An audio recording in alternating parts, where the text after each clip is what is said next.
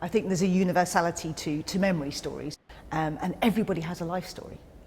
I collect narratives, be they very, very short or long, and I use them as inspiration, but also as a kind of concrete part of what I want to make. For people who haven't seen the show, it's possible to argue that you're in fact a writer.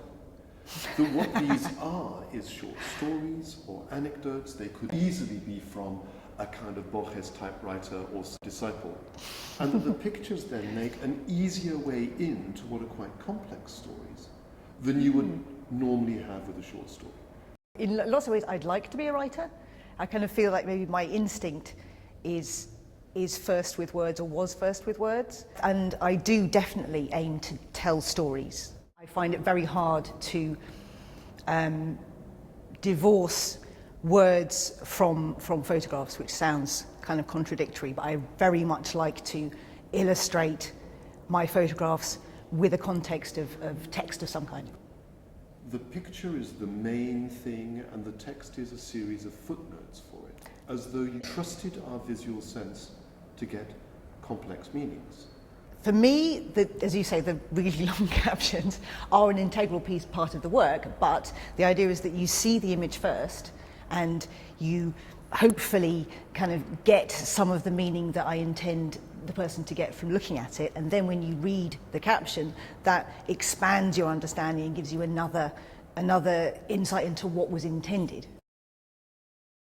It's almost as if one can stand inside or observe the first memory that one has and do a 360-degree turn inside this internal experience that you keep. Now, your own first memory is one of the pictures. The others are harvested from among friends and acquaintances. Who are these people I'm seeing on the walls here? The people are fictional representations of the protagonists. I'm appropriating these stories. People have given me these little gifts, but I want to make it very clear that I'm appropriating them and I'm putting myself into them as well, and I'm making them in some ways mine. So I use actors to represent the characters I put in there, and I sometimes switch genders. It's much more a fiction writer's habit of taking other bits of stories from one's own life and other people's and amalgamating them with a stamp on it that says mine. True, yeah. Completely, of course, completely legitimate, but quite rare in photography.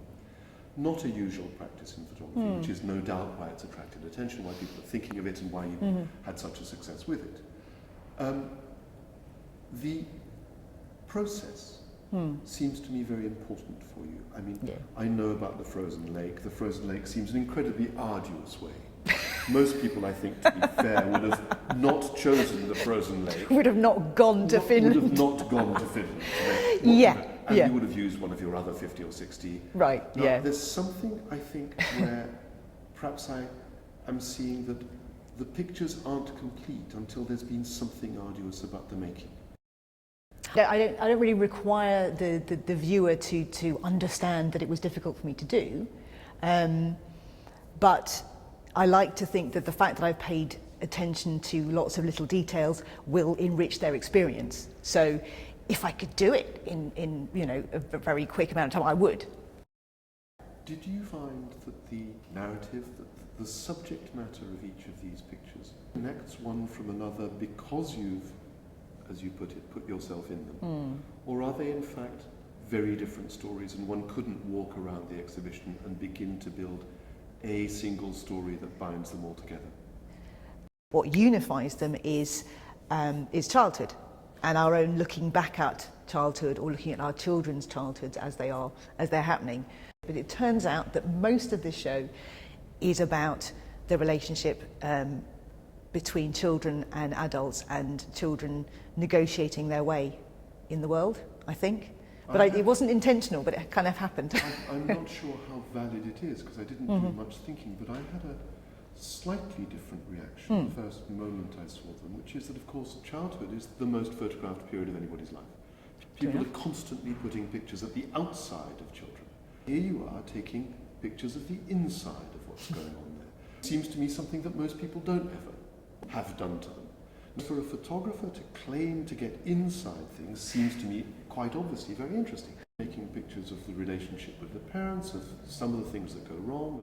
It seems to me obviously original, but also quite rich, that it has possibilities which you've explored in the pictures. The event itself clearly remains static, doesn't change, it happened.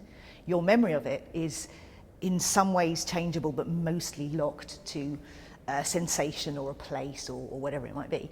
But your interpretation and your understanding of what actually happened can change enormously based on adult information that you get later. And I just find that really interesting. Well, this may be what we take out of what you've done, is that you're talking exactly as writers talk, of reworking the film, of reusing, of changing, adapting, of keeping at the same incident and looking at it from three different points of view. In photographs, that's most unusual.